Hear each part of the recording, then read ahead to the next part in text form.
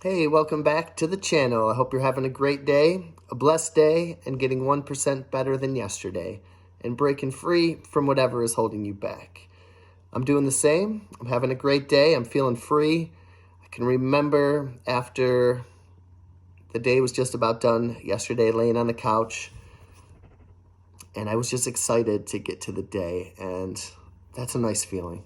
I've had a lot of feelings where, or a lot of days maybe when I wasn't so excited to get to the next day. And the next day is Monday, so that's even better. It's not a traditional Monday for me. My traditional Monday is a Tuesday, but I'm excited for tomorrow too. So that's a good start. A few things I wanted to talk about today is definitely my next challenge to break free from, I've spoken about on the channel, is health. I am at 189.5 for my weight. And I know it's not about weight, and you can weigh the same and your body can transform. I could add more muscle and stay at this weight. And, everyone else is facing their own challenges with certain weights. There'll be people that would probably love to be 189 right now. I totally get that. And, it's a sliding scale for everything.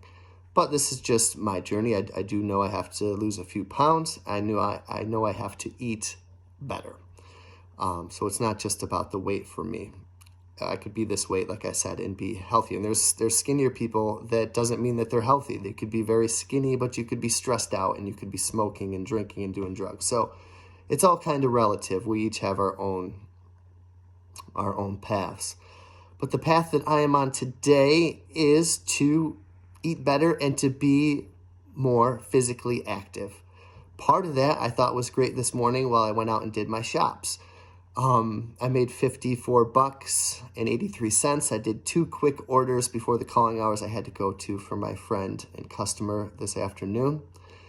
And one reason I think why I might like Walmart shopping is it almost reminds me a bit of a mall, which is a little different from Wegmans. I'd like to walk in malls. I would be a mall walker if I could. I don't, but I would like to. That being said, I don't know why. But I was thinking I was getting some cardio in this morning. I did pass by some classic moist yellow cake box from Duncan Hines or something, and I wanted to just eat the whole box, cardboard included. But I'm staying strong, and I'm thinking about a lot of things. And I'm going to exercise this afternoon. I started this. I got this right here. This insanity type workout. I could barely do this when I was about 12 years ago, when I didn't even live in this house. I tried this. It's 10, pretty much high intense cardio. I'm going to see how I can do it with my feet, with my back, with my body pain. I'm not a spring chicken anymore, but I'm still doing good. And I'm going to push through, and every obstacle is the way. So I'm going to try that out. I'm also going to get deep into yoga, or that's the goal anyways. I'd like to document those processes, and I know I will feel better. And I want to start getting up early and walking too. And what I was thinking about today is a person who is healthy has a million dreams, or a person who is healthy has a million wishes. A person who is not healthy has one, and that's to get healthy. And for me, my wishes are, as a healthy person, is freedom in all aspects of my life, including from processed food and junk food, and pain and stress and debt and worrying and fear. I have dreams to be fit. I have dreams to have a good quality of life now and when I get older. My dreams are, and my wishes are, to be around for my kids as much as I can, and perhaps grandkids one day. I have dreams to travel, dreams to learn, to not have regrets is one of my big things. I don't want to regret having health challenges from diet, which I can control. I don't want to regret having health challenges from cigarettes or drugs or alcohol, things that I can control. I want to have dreams to love and be loved throughout the rest of my days. I have dreams to write, and I have dreams to speak on this blog and this vlog. I have dreams one day to, maybe not be a waiter, maybe to explore different occupations. But none of that is possible if you're in a hospital bed. Then the only dream is to get out. And it's not a fun place to be. And I think about Memento Mori. And it's a stoic phrase. And that is, remember you will die. And I've said that several times on this channel. And again, it's not to be morbid. It's to remind you to take action and to be grateful for each and every day, which is a gift, in each and every moment, to shrink it down that and to be present and to not let time from the past or the future disrupt this present moment. It's ignoring those things is sabotage, is self-sabotage, because we can remember that we are our mortality and what we do in the face of that we have this one life. But what do we do most of the time? We sit in fear. We have anxiety. We overthink. We worry. We waste time on inconsequential stuff. And whether that can be legitimate, like literal stuff that we waste time on wanting to pursue, but we're breaking free from that on this channel, and it feels good. And we tell ourselves stories. We do not face our mortality head on. The stories I tell myself are, you got time, you're still young. What's this donut gonna do? What's this cigarette gonna do? What's going out drinking every night gonna do? But no, we have to focus on our mortality. And to do that, we have to take care of ourselves, because we do only get this one life. We get outraged at small stuff, and it's all small stuff. We blame, we fear, we hope, we resist, we pretend. Pretend that I'm not that out of shape. I resist changing, resist freedom. Was like the allegory of the cave, right, with Plato. And he gets out and he escapes. And he goes, guys, it's freedom out here. And they don't believe him. Hope is great, but hope is not a solution. We fear. We blame ourselves, blame others, blame our body pain, the stress at work. And life passes while we do these things. And life passes. I was watching a show with my wife last night, 1923, the Yellowstone Ranch, and Harrison Ford's in that one, and he's obviously like 80 now. And he looked in the mirror. He goes, who's that old guy looking in the mirror staring back at me? He said to himself and to his wife. And it happens. Like, what the heck? I still feel like the kid, the young 20-something who was doing this and who didn't have neuropathy in his feet. But I also wouldn't change. I didn't know a lot back then. I've become wiser, if anything. But we have to be intentional. We have to live intentionally, to not go on autopilot. At least I can see myself on autopilot. That cigarette after work, that reward that we give to ourselves. The going into the store on autopilot when you don't even want to. You want to quit, and you go get those. When you go into Dunkin' Donuts, it was almost today, like, okay, I finished my stuff. Like, I kind of wanted Dunkin'. And it was like just an autopilot response. And I had to intentionally say, no, chill. Today's the day to break free from that. Memento Mori, to don't take life for granted.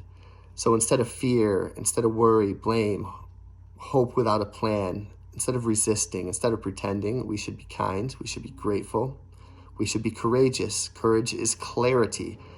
And the more I think of that, I used to think of it in terms of drugs and alcohol, how we can self-medicate. But I can self-medicate too with food and TV. There's other ways to self-medicate that are perhaps even more accepted than traditional vices. Courage is clarity. Can I go through the day and eat healthy to fuel my body to live the life that I want to live? There's some great comments on the last video that I put out that talked about what void am I trying to fill with my late night eating, with my addiction to sugar, with my wicked sweet tooth. I've always had one. What void am I trying to fill? And I thought about it for a second. I couldn't think of anything right away. And as I was icing my feet after I returned home from waiting tables while I was reading those awesome comments, I go, okay, well, one is pain. That's a big one. So that was a light bulb that went off, that I was probably pretending that wasn't there, that I was resisting, even acknowledging. Pain. Then I went a little deeper. Stress. Fear. Fear was certainly one of them. And I've been doing better with stress and worry and fear. And it's not like I'm perfect sitting under the tree like Buddha. I still get those feelings, but I'm aware of them now. I know how to manage those better now. And then there was another quote about the devil's little lies that we tell ourselves, how we pretend or how we resist saying that just one won't hurt, just one cig, one puff. You can have just a little bit. That I'm obese, so it doesn't matter. Or, I'm overweight, so what does it matter? It's not like I'm doing drugs or alcohol. And I need this for my pain. And like I tell myself, I would do anything certain moments for a little bit of relief from the pain at certain times in my life. And that just causes a vicious cycle. That I forego any future problems, and I just long-term thinking and just want some sort of relief in the present, but then that relief in turn makes me feel worse, mentally and physically. So the devil's little lies. And so I'm aware of that, and I know changes will make me feel better. So I've recognized that. And so then I was thinking about the devil's little lies that he tells us. And I wanted to start off the week with a Bible verse about being honest with yourself. And I came upon John 8:32 that says, "Then you will know the truth, and the truth shall set you free." I'm assuming that sounds familiar, like the truth will set you free. That's like in just common knowledge, right, of the world. The truth will set you free. And of course, that's what this channel is all about, is freedom, is of breaking free. The truth will set you free from the devil's little lies, right? That just one won't hurt. You can do this. You're in pain. You can do this. You had a stressful night at work. You can do this. You made it through a stressful night. You get a reward when you get home. No, the truth shall set you free. And I'm ready to be free. That's my purpose. That's my passion. I'm ready to not only give up the sugar addiction, the bad food, the processed food. I'm ready to replace it with better food, with a fitness hobby, passion, with working out, with yoga, with walking, with mindfulness and awareness. I'm ready to break free, just as I've broken free from so much in my life already. And I know I can do it. That's what I was put here for. And I can't wait to share the progress with you. But again, every journey starts slowly with little steps. And finally, wanted to finish up today talking about Amor Fati. And that translates to the love of fate. It's the practice of accepting and embracing what has happened to you, what is happening to you now, and what could happen to you in the future. You cannot control what happens to you in life, but you can control how you feel, what you do, and how you respond. And that philosophy has put me in a position of strength to get to this point, to take advantage and take care of my health so I can have the dreams of a healthy person and be free, to be with my kids and grandkids, to travel, to learn, to write, to speak, to have no regrets, and just to change for the better and live with kindness, gratitude, and clarity and courage, and to recognize my faults and then to break free from them. I have a purpose. I'm going to take massive action, and I'm going to achieve my goals, and I can't wait to share those with you. I look forward to you sharing your goals with me, with what you want to overcome in any facet of your life. And I also I'm grateful for your comments. Most of this video was inspired by your comments and support, so I appreciate that. I am now going to go work out, and I'm going to have a great rest of the day. I hope you do too. I will talk to you on the next video.